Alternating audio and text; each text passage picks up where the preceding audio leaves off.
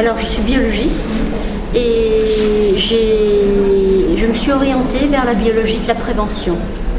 Alors la biologie de la prévention, qu'est-ce que c'est? On fait des analyses, évidemment il y a des analyses particulières, plus particulières à la prévention, il y a des analyses classiques, mais tout repose surtout sur des normes qui sont non pas des normes aussi larges que les normes appliquées en biologie classique, mais on tend vers des normes, vers des valeurs qui sont des valeurs optimum pour la santé. Alors il y a des prises de sang, il y a des analyses d'urine, il y a tous les échantillons que l'on dose en biologie traditionnelle, et on arrive à visualiser des carences ou des subcarences qui vont permettre d'améliorer nos conditions de vie quand on évolue vers l'âge.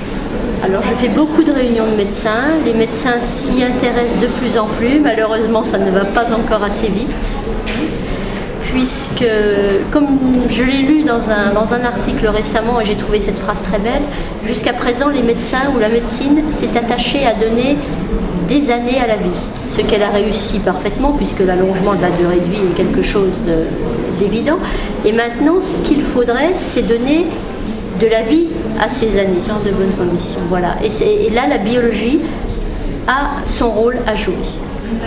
Je ne voudrais pas qu'on en arrive comme aux États-Unis à prendre tout et n'importe quoi en complément alimentaire, alors que si on en prend à mauvais escient, ça fait plus de mal que de bien. Il faut cibler, il faut une prévention personnalisée. Vous ne ressemblez pas à votre voisin et vous n'avez pas à prendre les mêmes choses que votre voisin. Il faut cibler vos carences, il faut cibler qui sont dues à votre mode de vie, qui vous est personnel, et il faut donc améliorer ces carences, ces subcarences.